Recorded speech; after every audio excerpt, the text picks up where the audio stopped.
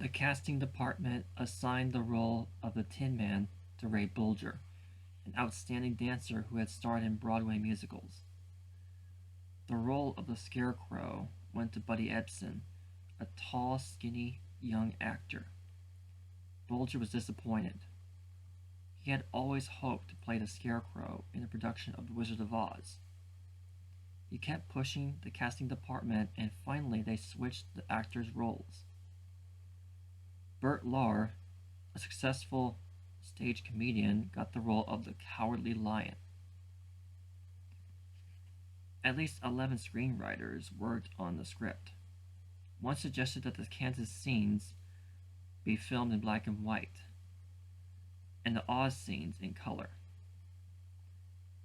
Another invented Miss Gulch, a Maine woman who wants to take Toto from Dorothy. Two writers took a line from the book and made it the theme of the whole movie. There is no place like home. Filming began on October 12, 1938. 9 days later, Buddy Ebsen, the Tin Man, became very sick and had to be hospitalized. He had an allergic reaction to the aluminum dust that was used to make his face silver to look like tin. An actor named Jack Haley took over the role. It took about 2 hours each morning for Bulger, Haley, and Lahr to be transformed into the Scarecrow, Tin Man, and the Cowardly Lion. Bulger's rubber mask and Haley's and Lahr's makeup were so dense that their skin couldn't breathe. Lahr's lion costume weighed 90 pounds.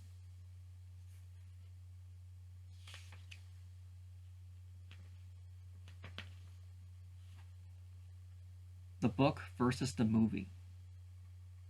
Books often get changed when they are made into movies. Here are some differences between The Wonderful Wizard of Oz, the book, and The Wizard of Oz, the movie. In the book, Dorothy is 6 years old. In the movie, Dorothy is 12 years old. In the book, there are two good witches, the Good Witch of the North and Glinda, the Good Witch of the South. In the movie, there is only one good witch, Glinda, and she is from the north. Also in the book, the Wicked Witch of the East's slippers are silver. Also in the movie, the Wicked Witch of the East's slippers are ruby red because MGM thought red slippers would look better in color. In the book, after the wizard flies away, Dorothy and her friends have to travel to the south to get Glinda's help. In the movie, after the wizard flies away, Glinda appears in the Emerald City and tells Dorothy how to get home. In the book, Dorothy traveled to Oz. In the movie, Dorothy dreamed that she traveled to Oz.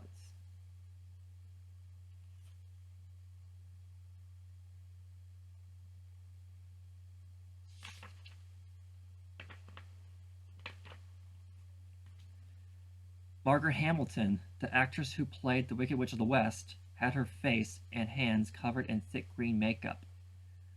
All of them were very uncomfortable, and Hamilton's skin stayed tinted green for months after the filming ended.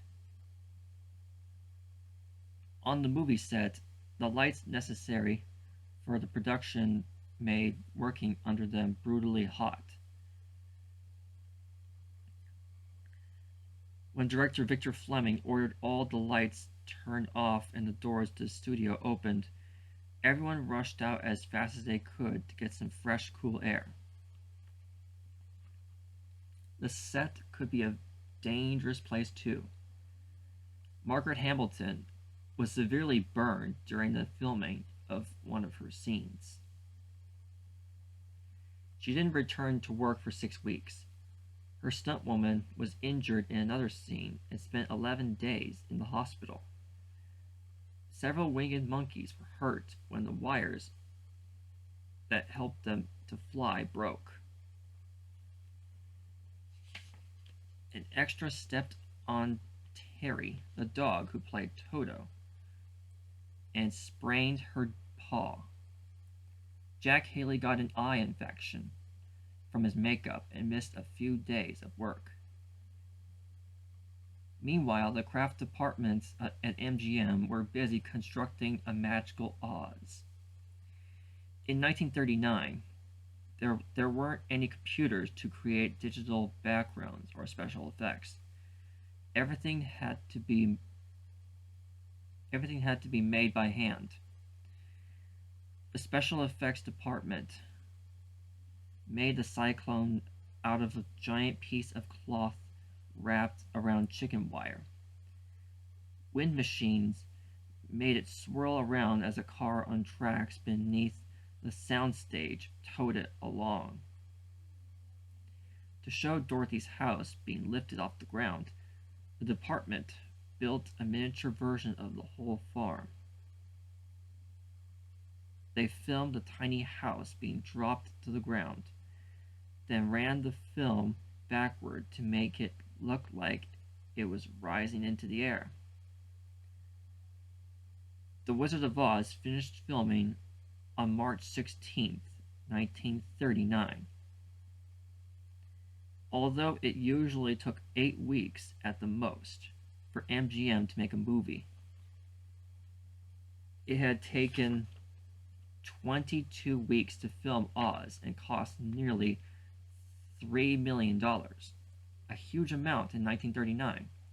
Some MGM executives thought the movie was too long and wanted to cut the song Over the Rainbow, but the songwriter fought hard to keep it in the movie.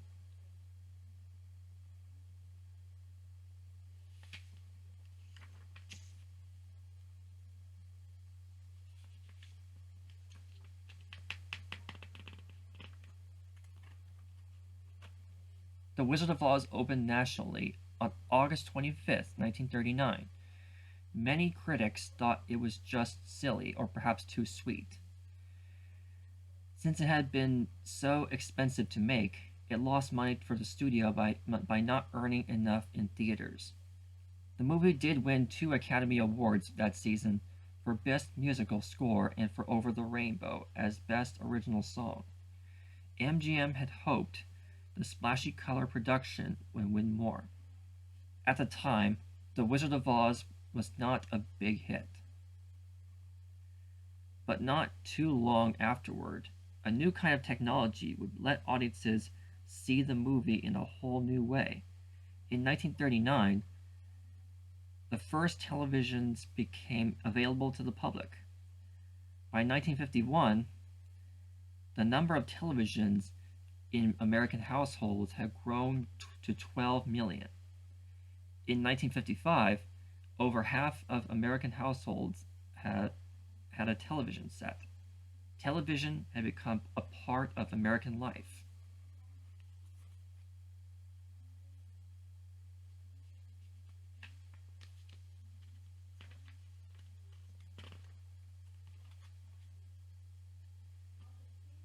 Chapter 8. Ease on Down the Road. In 1956, the CBS television network bought the rights to show The Wizard of Oz on TV for the first time. CBS then decided to run the movie once every few years. Its ratings grew and grew, and at-home viewings became family events. A whole new generation of children and adults discovered the movie and fell in love with Oz. By the early 1970s, the movie had become a beloved classic. Nearly 40 years after it was shown in theaters, kids were learning the songs and the most famous lines from the movie by heart. Everyone seemed to have a favorite scene or character. In 1972, a former radio host named Ken Harper had an idea. he decided to turn The Wizard of Oz into a stage musical with soul music and an all-black cast of actors. William F. Brown wrote the script for the musical, called The Wiz, and Charlie Smalls wrote most of the songs. The Wiz is more similar to Frank Baum's original book than the 1939 movie was. The slippers are silver, not red. Dorothy has to take another long journey to get help from Glinda, and Dorothy's trip to Oz is not a dream.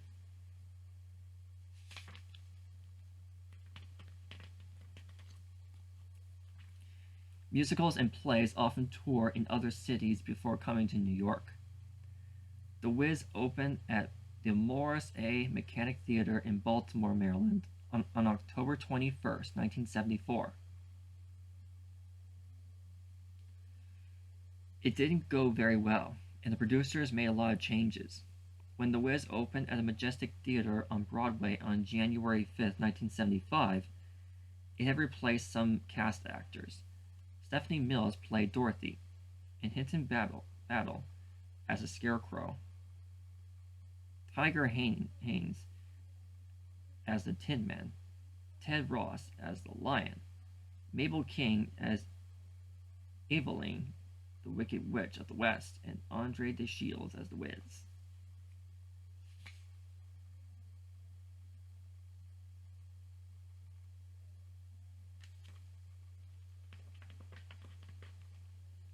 It was unusual for Broadway shows to advertise on TV in the early 1970s, but Ken Harper made a commercial showing Dorothy, the Scarecrow, the Tin Man, and the Lion singing as they danced down the Yellow Brick Road.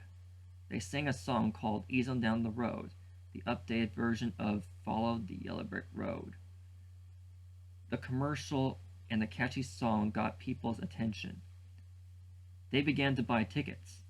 2 weeks later, the show was selling out. Within a few weeks, it was one of Broadway's biggest hits. The Wiz won 7 Tony Awards in 1975, including Broadway's highest honor, Best Musical. The show ran for 4 years that included 1,672 performances.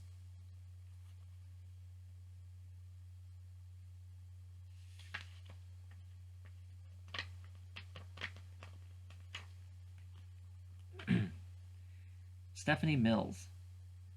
Stephanie Mills was born on March 22, 1957, in Brooklyn, New York. She first started singing at church and made her Broadway debut in 1968. When she was 11 years old, she won amateur night at the Apollo Theater for six straight weeks.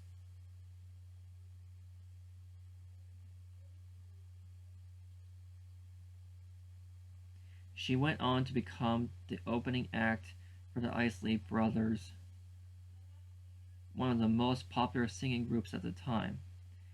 In the years after The Wiz, she had many hits, including Two Hearts and What Ya Gonna Do With My Lovin'. In 1980, she won a Grammy for Best Female Rhythm and Blues Performance for the song Never Knew Love Like This Before, the biggest hit of her career.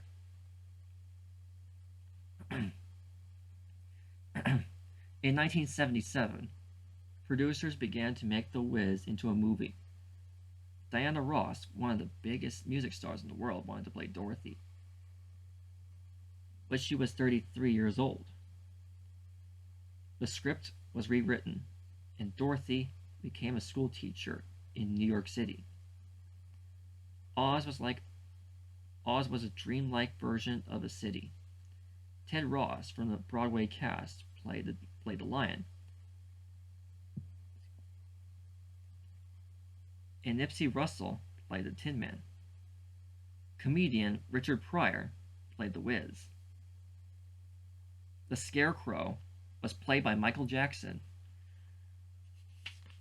who had become famous as a member of the family singing group, the Jackson 5. This was his first movie role. The Wiz had been performed all around the world and continues to be a popular musical today.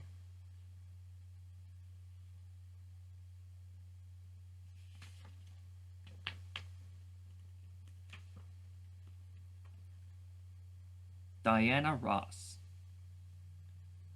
Diana Ross was born on March 26, 1944, in Detroit, Michigan. In her teens, she began singing with an all-female group called the Primates. They got the attention of Motown Records executive Berry Gordy, who advised them to change their name. They became the Supremes, and Motown signed them to a contract in 1962. The Supremes were one of the biggest musical acts of the 1960s, with 12 number one hits, including Where Did Our Love Go, Stop, In the Name of Love, and You Can't Hurry Love. Diana Ross left the Supremes in 1970 and launched a successful solo career.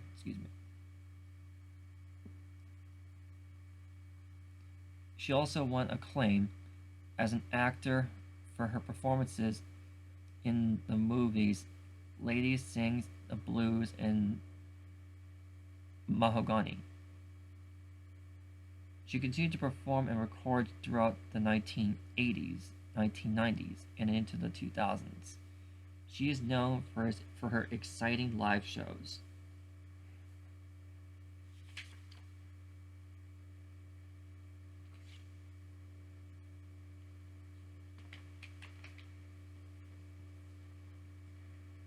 Chapter 9. Being Wicked.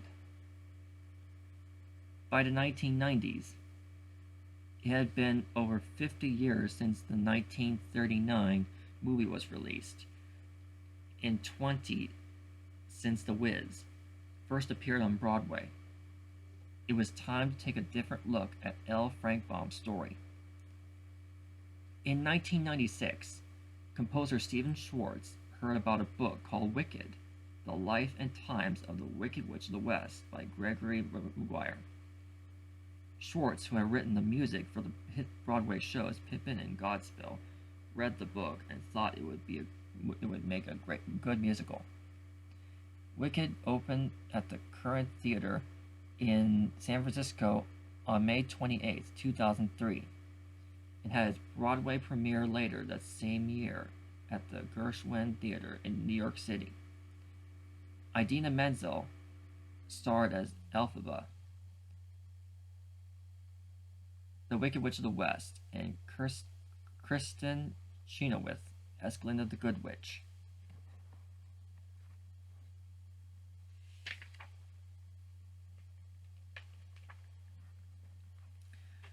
Wicked follows the story of Gregory Maguire's book.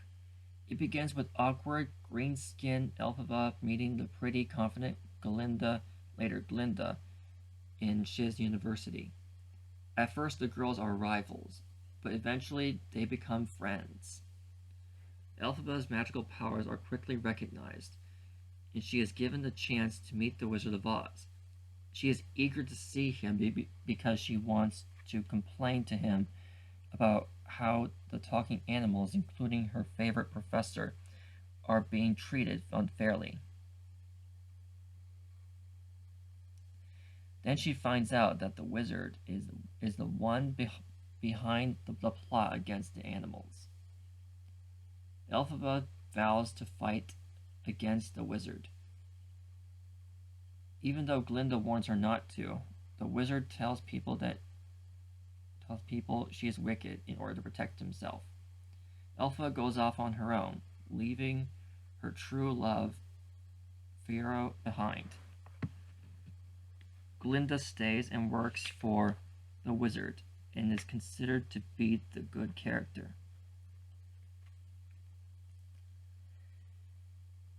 Years later, Elphaba and Fiyero are reunited. Glinda and Elphaba also meet again and remember how much their friendship meant to them. Glinda tries to warn Elphaba that Dorothy is on her way, but she is too late and watches in horror as Dorothy meets Elphaba with a melts Elphaba with a bucket of water. Fiyero arrives to open a trapdoor in the floor. Elpha steps out. Now that everyone thinks she is dead, the two of them can live secretly together in peace.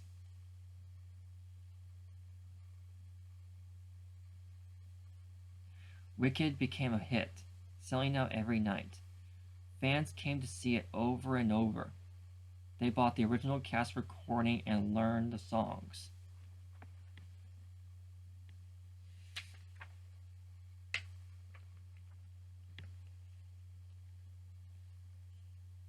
It's not easy being green. Before every performance of Wicked, the actor playing Elphaba has to go green. The makeup artist covers her face, neck, and ears in a makeup called Cake in landscape green. Powder is dusted on her face to help the makeup set and stay on during the show. The artist who applies purple eyeshadow and dark lipstick for scenes where Elphaba wears a dress with short sleeves. She also wears a green leotard that covers her arms to her wrists. Then her hands are painted green as well. When Wicked became popular, MAC, the company that makes the green makeup, began to sell it to the public, so fans of the show could be Elphaba green too.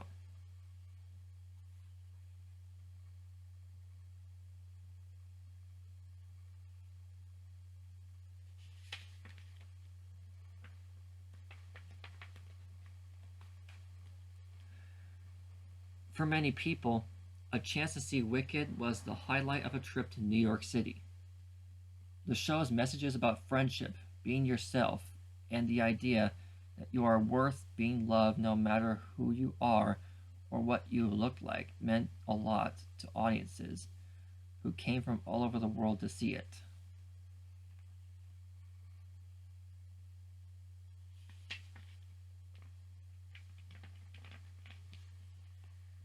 By April 2018, Wicked was the 7th longest running Broadway musical ever,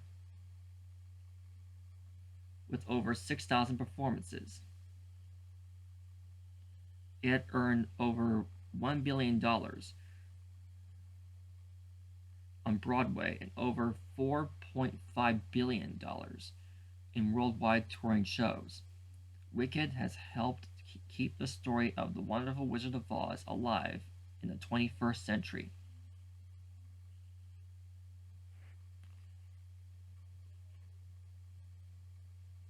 Chapter 10: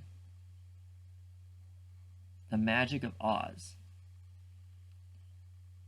It's been more than 100 years since L. Frank Baum wrote his story about the little girl whose house was carried away to a magical land on the winds of a cyclone. But readers still enjoy the tale along with all the other Oz books. The Wonderful Wizard of Oz has been published in more than 50 languages.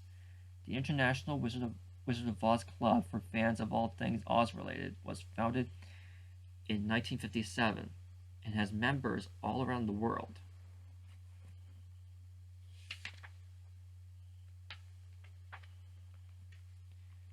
Superfans collect Oz items, like original copies of the books or promotional material from the plays, musicals, and movies. But costumes and props, all the items used on a set by the actors from the 1939 movie, are the most valuable items. When the MGM movie finished filming, a crew member gave Ray Bolger his Scarecrow costume. Jack Haley's Tin Man costume was destroyed. Most of the other items were packed away in studio warehouses. Once people became interested in the history of movies, the items seemed more valuable. When the MGM studio property was sold in 1970, many of the props and costumes that had been packed away for decades were auctioned off. There were pieces from many classic MGM movies at the auction, but the Oz items got the most attention. The yearly TV showings had made The Wizard of Oz an annual event in many people's childhoods. One of the Cowardly Lion costumes, probably worn by a stuntman, sold for $2,400. Dorothy's ruby slippers sold for $15,000. No one had expected them to be so highly valued. And prices for Oz items climbed even higher over the next few decades. The same lion costume from the 1970 auction sold for $826,000 in 2006.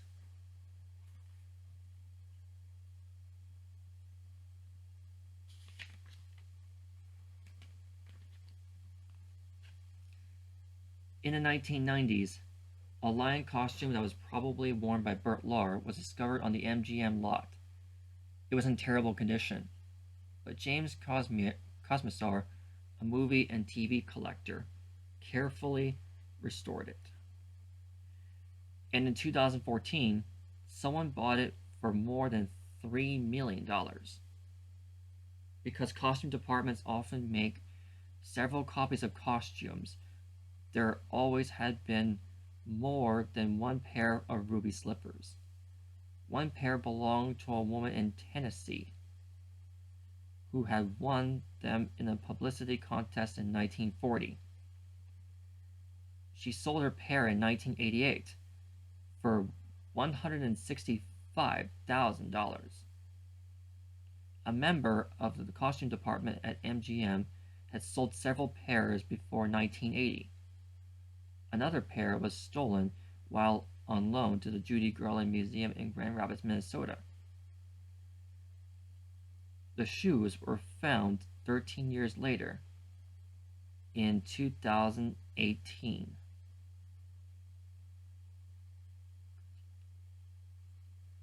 With the help of the FBI's Minneapolis division, the person who bought the pair sold at the 1970 auction donated them to the Smithsonian Institution's National Museum of American History in 1979. They became one of the museum's most popular exhibits, with millions of people stopping to look at them every year.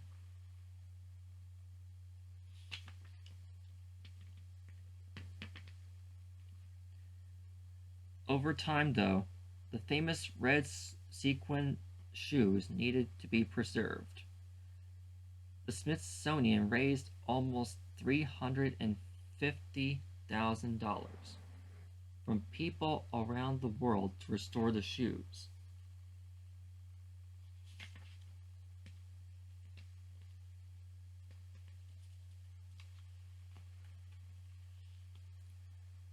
Wonderful words. Some of the most famous movie quotes in history come from the 1939 MGM movie The Wizard of Oz. Number 1. Toto, I have a feeling we're not in Kansas anymore. Number 2. I'll get you, my pretty, and your little dog, too. Number 3. Lions and tigers and bears, oh my.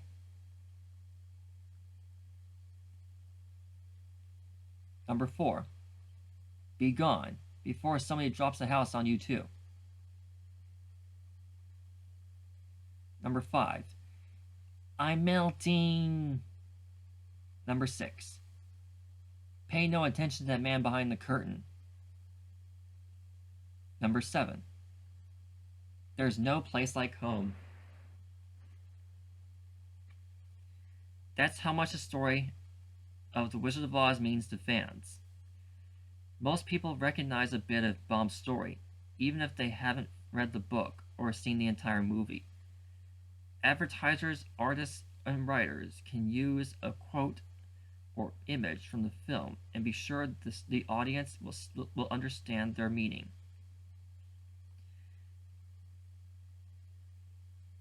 The messages of The Wizard of Oz are simple but timeless, written over 100 years ago. They still have meaning today. Good friends can get you through tough times. Life can be a journey full of hurdles and stumbling blocks, but ones that can certainly be overcome. There is no place like home, but there are also magical places over the rainbow waiting to be explored. And maybe sometimes they can be the same place. After all, in the books of L. Frank Baum, eventually Dorothy did leave Kansas and move to Oz.